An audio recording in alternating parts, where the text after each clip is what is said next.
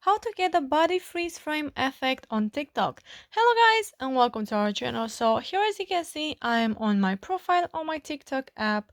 So from here you want to click on the discover button, which is next to the plus icon at the bottom of the page, and then click on the search button.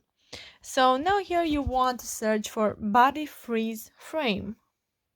So once you are here, you want to click on that effect, on the first effect, and then you can add this to favorites by clicking on this button right here, and now you will have it on effects at favorites.